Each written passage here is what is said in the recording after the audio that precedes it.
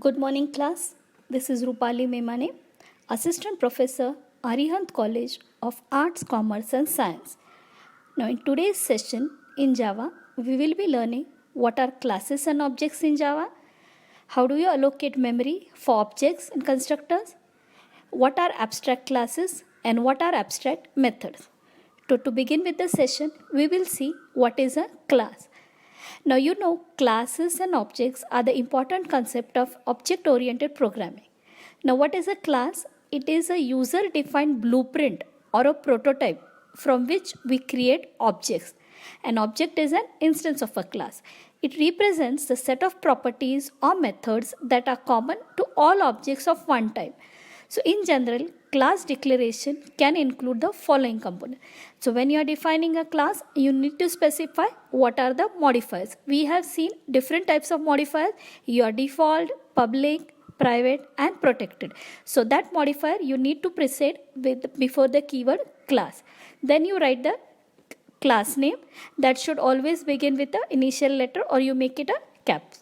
Then superclass, the class of a class parent, if any, preceded by the keyword extend. So if you are extending a class from a base class, then you need to write the keyword extend. Else you just write class and the class name.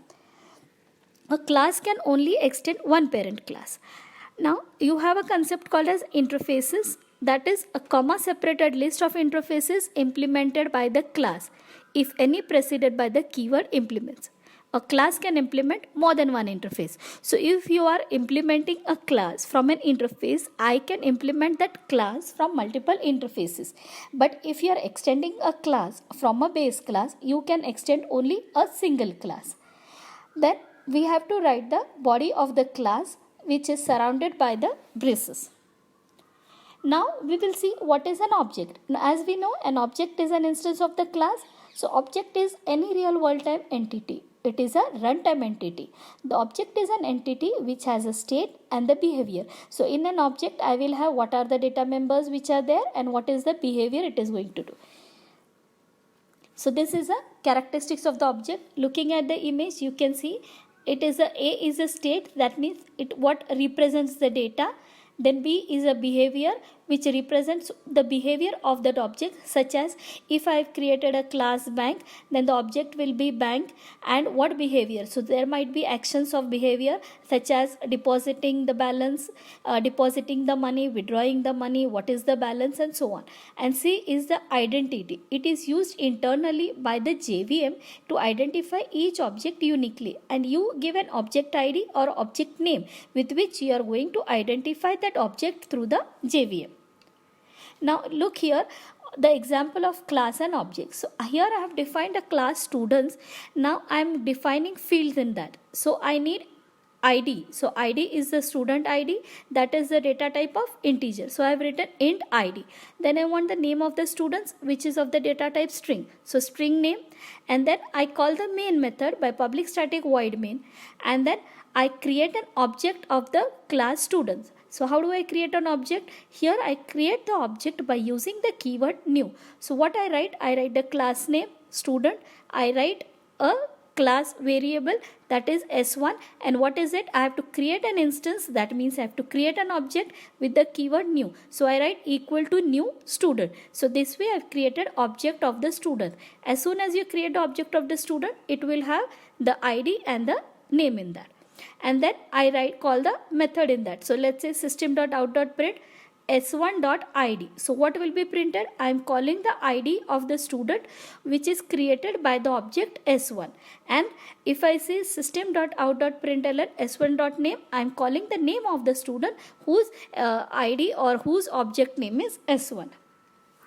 So then once you have created classes, you have created objects. Now we will see how do you allocate memory in Java. So in Java, when we only declare a variable of class type, only a reference is created. So when you create a class, you are not creating or you are not allocating any memory to that. It is just a reference you have created. So memory is not allocated for the object. To allocate the memory to an object, we use the keyword new. So as soon as I say student s1 equal to new student, with the keyword new, a memory is allocated to that student. What will be the size of that memory? It will be int id, so integer will be 2 bytes, and string name, so string will be 4 bytes. So 6 bytes memory will be allocated with the keyword new. So this is memory allocation in Java. So as soon as you create the object using the keyword new, memory is allocated. The Java new keyword is used to create an instance of the class. It instantiates a class by allocating memory for a new object and returning a reference to that memory. We can also use the new keyword to create the array object. So new keyword is basically when you want to instantiate the object or when you want to allocate the memory in Java.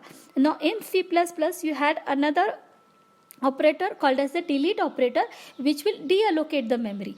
In Java, you don't have a delete operator because you don't have to delete the allocated memory. Java has an inbuilt garbage collector which will automatically remove the unused objects which are not been used for a long time.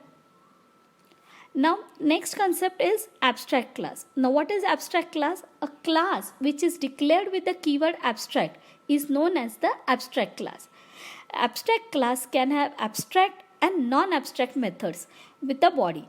It needs to be extended and its method implemented. It cannot be instantiated. So what do you mean by abstract? In abstract, I just create a class. I don't have any body definition. I don't define any methods there. That methods will only be defined when you try to implement the class or extend the class. So when I say abstract, I'm just creating a prototype of that. Declaration of the methods and the variables or instantiation of the variables will be done in the class which is extending that. So an abstract class must be declared with the keyword abstract. It can have both abstract as well as non-abstract method. It cannot be instantiated. It can have constructors and static methods. It can have final methods which will force the subclass not to change the body of the method. So an abstract class, I can create abstract methods or I can even create non-abstract methods. I can create static methods. Now what are static methods? That means the methods which I have already defined in the class, I cannot override the methods. So once I have created the method, that remains static. It cannot be changed even if the method is overridden in the derived class. So here we have taken an example of abstract class. For example, abstract class A, and then in the braces I write the body of the class. Then we will see what are abstract methods. A method without a body, that is no implementation, is known as an abstract method. A method must be declared using the keyword abstract, or in other words, you can say that if a class has an abstract method, it should be declared abstract as well. So you cannot have a method abstract and a class, you cannot have a method abstract in a normal class. If the method is there, you have to abstract it. So you cannot have a class and an abstract method. So if you want a class to contain a particular method, but you want the actual implementation to be determined by the child class, you define the methods as abstract. Again, this is preceded with the keyword abstract. You have to place the abstract keyword before the method name. It contains a method signature but no method body. So that means I just declare it void show with the brackets and semicolon, and that void show or abstract void show will be declared in the classes which is deriving here. So your method will end with the semicolon. So here is an example. Here I have created a class abstract and a method abstract. So here public abstract class employee. So here I have just defined the data types and I have just defined the data member. So here private string name, private string address and private int number. And again I have a method here which is called as double compute pay, which is going to return a double data type, and this method is abstract. So when I extend this class employee, then I need to define the compute pay and I need to assign the values from name, address and number. So here I have just created a prototype without any assignments or without assigning any values to the data members, not assign or not defining any the body to the methods. So summarizing in today's lecture, we did what are classes and objects in Java, how do you allocate memory for objects in Java, what are abstract classes and what are abstract methods. So hope you understood today's lecture. In the next lecture, we will see what are the next topic. For this particular lecture, I have taken references from these sites. So see you in the next lecture. Thank you.